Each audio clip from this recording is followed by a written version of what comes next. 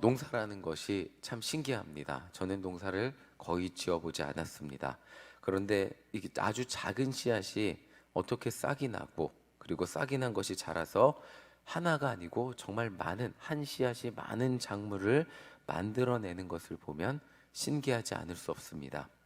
자, 이제 겨울이 되어서 모든 잎이 다 떨어졌죠. 이제 나무들도 앙상해졌는데, 춥고 혹독한 겨울이 지나면 모든 것이 다 죽을 것 같지만, 온도가 따뜻해지면, 다시 봄이 오면 나무들 가운데 또 녹색의 싹이 나타나는 것을 보게 됩니다. 그 싹이 또 꽃을 피우는 것을 보면 봄이 왔다는 것을 실감하게 됩니다. 참 신기하지 않을 수 없습니다.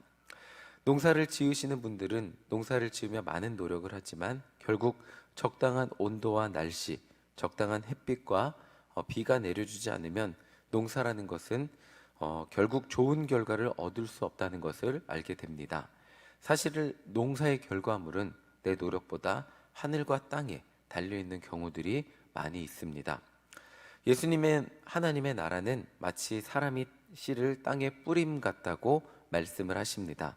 씨를 땅에 뿌리면 아무것도 보이지 않지만, 저같이 농사를 모르는 사람들은 이 작은 씨앗이 대체 어떻게 열매를 맺을까 아무것도 기대하지 않지만, 우리가 보지 못하는 사이에도, 느끼지 못하는 사이에도 그 씨가 땅에 뿌리를 내리고 싹을 틔우고 이삭을, 그리고 곡식을 맺게 된다는 것입니다. 농사꾼의 힘으로 하는 것 같지만 결국 생각해 보면 땅이 그 안에서 씨앗과 함께 유기적인 메커니즘이라 그러겠죠. 그런 시스템, 농사 씨앗을 자라는 이 생태계의 시스템 속에서 알아서 자라는 것이고, 농사꾼은 그저 더 좋고 많은 양의 곡식을 얻기 위해서 잡초를 제거하고 농약을 뿌리고 벌레를 제거하고 어느 정도 비닐하우스를 씌워서 요즘은 성장 환경의 조건을 어느 정도 맞춰주는 그런 역할을 할 뿐입니다. 결국 자라는 모든 과정은 땅 속에서 일어나는 과정임을 알 수 있습니다. 우리는 이렇게 생각하기 쉽습니다. 우리는 우리가 스스로 좋은 밭이 되어서 하나님의 말씀이 심겨지면 우리가 잘 이해하고 노력하고 실천해서 우리의 힘으로 100배의 결실을 얻어야 한다고 생각하기 쉽습니다. 그런데 그게 정말 쉽지 않다는 것을 매번 깨닫고 좌절하게 됩니다. 저도 좋은 밭이 되고 싶은데 많은 순간 이 세상의 고민과 걱정과 염려들 때문에 말씀이 내 안에서 결실하지 못하는 것을 보면서 좌절을 하게 됩니다. 청년부 수련회 갔을 때 이 본문으로 저희가 말씀을 나눴는데, 내 마음이 어떤 부류인지 나눠보자 그래갖고 조별로 나눴습니다. 내 마음이 길가, 내 마음이 가지, 이런 것들 나눠서 했는데, 대부분의 청년들이 자기 마음 안에, 특히 교회를 오래 다니면 다닐수록 자기 마음 안에 염려와 걱정 때문에 하나님의 말씀이 결실이 되지 않는다고 고백을 하는 것을 제가 듣게 되었습니다. 예수님을 오래 믿고 교회를 다녔지만, 기도를 열심히 하지만 여전히 우리 안에 있는 이생의 염려와 걱정 때문에, 그것들 때문에 우리 마음 안에 하나님의 말씀이 온전히 열매 맺지 못하는 경우들을 보면서 우리는 여전히 좌절하고 넘어지는 것이 우리의 솔직한 모습입니다.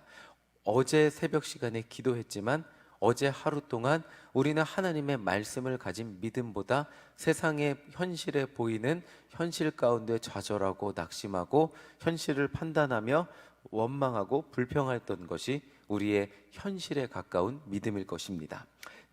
어떻게 보면 이것이 우리의 솔직한 모습일 수 있는 거죠. 어떻게 보면 예수님은 이런 우리에게 위로의 말씀을 주시는 것 같기도 합니다. 27절, 28절을 우리가 함께 읽어보도록 하겠습니다. 함께 읽겠습니다. 시작. 그가 밤낮 깨고 하는 중에 씨가 나서 자라되 어떻게 그리 되는지를 알지 못하느니라. 땅이 스스로 열매를 맺되 처음에는 싹이요 다음에는 이삭이요 그 다음에는 이삭의 충실한 곡식이라.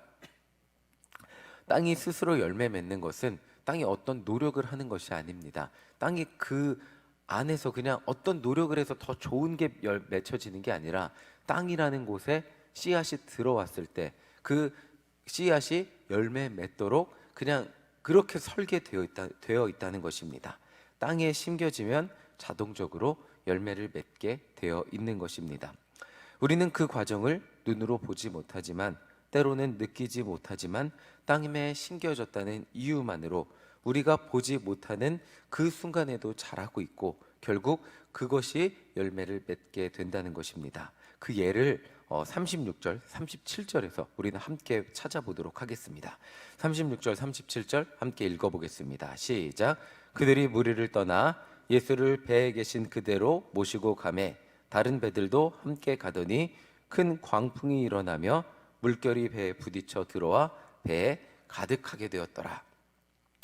예수님은 이제 제자들하고 배를 타고 갈릴리 건너편으로 가시게 되었습니다. 이 갈릴리 건너편으로 가는 동안 예수님은 배에서 주무셨고, 근데 그동안 바람이 굉장히 세게 쳤던 것 같습니다. 바람이 너무 세게 불어와서 물이 배에 들어오게 되고 배가 침몰할지도 모르는 상황이 되었죠. 제자들 중에는 많은 숫자가 어부였기 때문에 빠른 현실 판단이 가능했습니다. 자신들이 보는 현실은 이들이 보는 현실이 아마 아주 정확했을 겁니다. 현실을 가지고 배에서 주무시는 예수님을 깨우고 있습니다. 38절 함께 읽어보겠습니다. 시작. 예수께서는 고물에서 베개를 베고 주무시더니 제자들이 깨우며 이르되 선생님이여 우리가 죽게 된 것을 돌보지 아니하시나이까 하니, 어부 출신이었던 그들이 판단했던 현실이 아주 정확했을 겁니다. 우리가 죽게 되었다는 것입니다. 바다를 하루 이틀 본 것도 아니고 정확히 알았을 겁니다. 이게 폭풍, 엄청난 바람을 바라보는 냉철한 현실 판단이었을 것입니다. 그들은 진심으로 자신들이 죽을지도 모른다는 두려움을 가지고 마지막 희망 예수님을 깨우고 있었습니다. 자, 39절 읽어보겠습니다. 시작.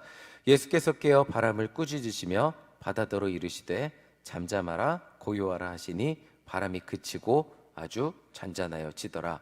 주무시다가 일어난 예수님은 바람을 꾸짖으시며 바다에게 잠잠하라고 명령하셨습니다. 그러자 바람과 바다가 잠잠하게 되었죠. 자, 그런데 그 다음 우리 제자들의 반응 41절 함께 보겠습니다. 시작.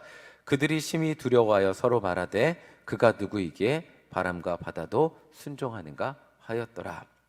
믿음이 없냐고 꾸짖으시는 예수님을 두려워하며 예수님이 누구시기에 바람과 바다도 순종하는가 하며 예수님의 능력을 경험하게 되었죠. 자, 바로 여기에 우리 마음에 심겨진 하나님의 나라가 자라는 비결이 숨겨져 있습니다. 처음부터 우리 마음, 우리 땅에 심겨진 하나님의 나라가 자라는 것이 아닙니다. 우리 마음의 땅에 심겨진 하나님의 나라는 곧 예수 그리스도를 의미하죠. 처음에 믿기로 결단했다고 해서 갑자기 그 예수님이라는 씨앗이 엄청나게 큰 열매, 갑자기 우리 안에 엄청나게 큰 열매로 나타나서 우리 삶을 180도 완전히 바뀐다고 생각하기는 어렵습니다. 예수님을 믿는다고 해서 갑자기 우리 삶이 갑자기 다 변하지는 않습니다. 내 삶의 모든 판단과 생각이 한 번에 다 변하지 않죠. 오히려 예수님이 내 안에 정말 살아계신가 하는 의문이 들 때가 있을 정도로 작은 모습에 불과할 때가 많이 있습니다. 그런데 인생의 수많은 상황 속에서 이전과 달라진 점이 있습니다. 이전에는 폭풍을 치는 바다 속에서 나 혼자 내 힘으로 그 폭풍우를 이겨내고 살아야 됐습니다. 이제 죽을지도 모른다는 두려움 가운데 혼자의 힘으로 두려움을 이겨내고 살아야 됐죠. 그러다가 살아나면 아이고 살았다. 그 다음 인생의 산은 어떻게 넘지 하면서 인생을 여전히 두려움 속에서 사는 것이 예수님 모르는 삶의 모습입니다. 인간의 냉철한 판단이 항상 현실적이고 옳은 것이 그들의 삶이죠.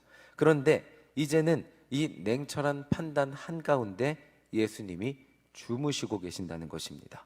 그리고 나의 현실을 바라보는 냉철한 판단을 넘어서는 예수님의 능력을 내 삶의, 내 인생의 폭풍우 가운데 그 폭풍우를 잠잠케 해주시는 예수님의 능력을 경험하게 된다는 것입니다. 그리고 그 능력을 경험하면서 예수님, 우리 마음속 예수님이라는 씨앗은 뿌리를 내리고 자라서 싹을 틔우고 열매를 맺게 된다는 것입니다.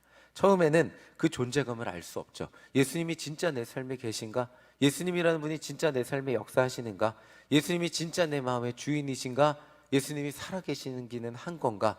내가 예수님을 믿는다고 하는데, 세례도 받고 구원받았다고 고백하는데 내 삶에 예수님은 어디 계시는가라고 의심을 할 수는 있겠지만, 그런데 우리 삶의 폭풍우를 만나고 주무시는 것 같은, 존재감이 없는 것 같은 그 예수님을 기도하며 깨울 때, 우리가 간절히 기도하며 그 예수님을 깨울 때 내 삶의 문제가 아닌 것 같이 지나가는 것을 경험하게 되면서 예수님의 존재감을 확인하게 되고, 내 마음 가운데, 내 마음이라는 땅 속에서 예수님이 점점 자라게 되는 것을 경험하게 된다는 것입니다. 예수님이 이루어 주시는 하나님의 나라가 조금씩 커져가는 것을 느끼게 되고, 예수님의 존재감을 우리 마음속에 느끼게 된다는 것이죠. 제자들은 처음에 풍랑 속에서 예수님이 함께함에도 불구하고 두려워할 수밖에 없었습니다. 그들 마음 가운데 예수님은 그저 주무시는 분이었습니다. 그런데 그들 마음속에 심겨진 예수님이 자라서 결국 그들의 삶이 변해서 복음을 전하고 5천 명을 변화시키고, 그리고 아무리 목숨을 위협해도 예수님을 위해 자신의 목숨을 기꺼이 바치, 그 목숨을 위협하는 폭풍 속에서도 자신의 목숨을 기꺼이 바치는 그런 열매를 맺게 되었다는 것입니다. 자, 31절 32절 우리 함께 읽어보도록 하겠습니다. 함께 읽겠습니다. 시작. 겨자씨 한 알과 같으니 땅에 심길 때에는 땅 위의 모든 씨보다 작은 것이로되 심긴 후에는 자라서 모든 풀보다 커지며 큰 가지를 내나니 공중의 새들이 그 그늘에 깃들일 만큼 되느니라. 우리 마음속, 그리고 제자들 마음속에 심겨진 예수 그리스도라는 하나님의 나라는 마치 겨자씨 한 알과 같습니다. 처음 심겨질 때는 아무것도 아닌 것 같아요. 처음에는 존재감을 느낄 수 없을 정도로 작은 것인데, 그냥 예수님이라는 분이 내 마음에 오셨다고 들은 것 뿐인데, 어느새 우리 마음속에서 자라서 모든 풀보다 커지며, 그리고 어느새 우리 마음속에서 자라서 많은 이들을 품고 그들에게 쉼을 주고 사랑을 주고 그들에게 예수님이라는 존재를 전하는 그런 가지를 만들어낸다는 것입니다. 이것은 내 힘과 내 능력으로 되는 것이 아니라 우리의 마음밭에 예수님이라는 씨앗이 심겨졌을 때 결국 우리의 마음속 땅이라는, 그 우리의 마음이라는 땅에 나타나는 결과라는 것입니다. 오늘 말씀을 마치며 오늘 말씀에는 등장하지 않지만 성경의 많은 비유들 중에 하나님은 농부로 묘사될 때가 많이 있습니다. 언제나 성실하셔서, 처음에 제가 서두에 농사꾼 마음대로 많은 것을 할 수 없다고 말씀을 드렸지만, 언제나 성실하셔서 우리의 마음의 땅을 일구어 주시는 그 하나님을 신뢰하고 비가 내리는 날에도, 또 햇빛이 뜨겁게 내리쬐는 날에도 하나님을 신뢰하며 묵묵히 이 모든 세상을 주관하시는 하나님을 묵묵히 신뢰하며 나아갈 때 결국 우리의 마음밭에 예수 그리스도라는 열매가 맺히게 될 것입니다. 그런데 그 열매가 맺히기 전에 정말 많은 일이 있습니다.